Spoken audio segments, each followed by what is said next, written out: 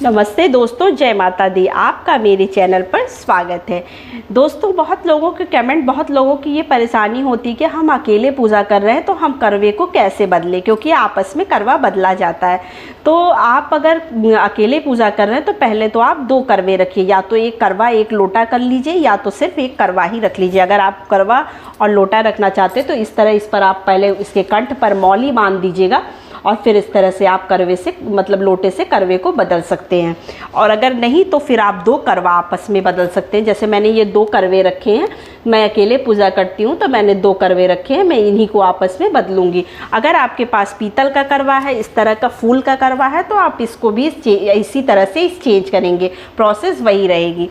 तो अब चलिए हम करवे को कैसे बदलेंगे अगर हम अकेले बदल रहे हैं तो पहले तो हम इसमें जो ये सीक लगी है इसको पहले हम निकाल लेंगे। इस तरह से सीक को निकाल कर कहीं पर साइड में रख देंगे, क्योंकि जो है सीक के साथ करवा बदलने में आपको दिक्कत आएगी। तो हम पहले इन सीकों को साइड में कर लेंगे, उसके बाद हम जो है करवे को बदलना स्टार्ट करेंगे।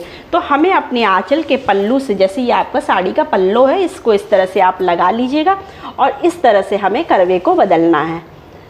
तो मैंने एक बार बदल दिया है, अब हम इसको दोबारा बदलेंगे, फिर इसको तिबारा बदलेंगे और फिर इसको चौथी बार इस तरह से चेंज करेंगे। मतलब क्रिश क्रॉस करके हमें चेंज करना। एक बार आप फिर से ध्यान से देखिए, 1 इस तरह से हमें चेंज करना है करवे को। उसके बाद हम क्या करेंगे, ये जो सीख हमने निकाली थी इसको फिर से हम इसी करवे के अंदर लगा देंगे,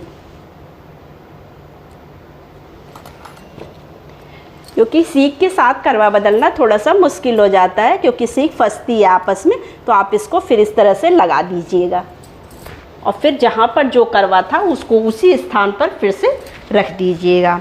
उसके बाद हमें क्या करना है, फिर हम इन करवों को और बाकी सभी चीज़ों को सिंदूर से टीका लगाएंगे। आपके पास इस तरह शादी का सिंदूरा होगा, इससे आप सिंदूर से सबको पहले टीका लगा दीजिएगा। करवा बदलने के बाद हमें ये काम ज़रूर करना चाहिए। इस तरह से हम सबको टीका लगाएंगे, फ़ोटो में जितने लोग हैं करवे को लगाएंगे और उसके बाद इन सबको टीका लगाएंगे। और उसके बाद ये जो माता के लिए हमने सुहाग का सामान लाया था इसको हम माता को पहले चढ़ा देंगे। उसके बाद इसमें से कुछ चीज़ें निकाल लेंगे और कुछ हम दान कर देंगे। तो इस तरह से हमें करना। और ये जो हमने अपनी सास के लिए बायना निकाला है, इस बायने को भी हमें सिंदूर से इस तरह से टीका लगाना है और फिर माता रानी को चढ़ाकर हमें अपनी सास को जो है ये बायना दे देना है। इस तरह से हम चढ़ाकर उसके बाद अपनी सास को ये बायना दे देंगे। तो आप इसी तरह से पूजा करिएगा। अगर आप पहली बार पूजा कर रहे हैं तो बायने में आप साड़ी ज़रूर रखिएगा और चांदी का कोई सामान ज़रूर रख लीजिएगा, क्योंकि ये शुभ माना जाता है। अगर आप पहली बार पूजा कर रहे हैं, पहली बार आप जो है पूजा उठा रहे हैं। तो बहुत लोगों के प्रश्न होते हैं कि क्या हम पहली बार पूजा उठा सकते हैं। तो हाँ, आप पहली बार भी व्रत कर सकते हैं, क्योंकि इस बार का कोई भी अधिक मास या मलमास नहीं लगा हुआ था। तो आप पहली बार व्रत कर सकते हैं। जो नई शादियाँ हुई हैं, नए लोग अभी नई शादियों वाले पूजा करना चाहते हैं तो वो इस तरह से करवा चौथ माता की पूजा कर सकते हैं। तो वीडियो कैसी लगी, जानकारी कैसी लगी, मुझे कमेंट सेक्शन में ज़रूर बता दीजिएगा।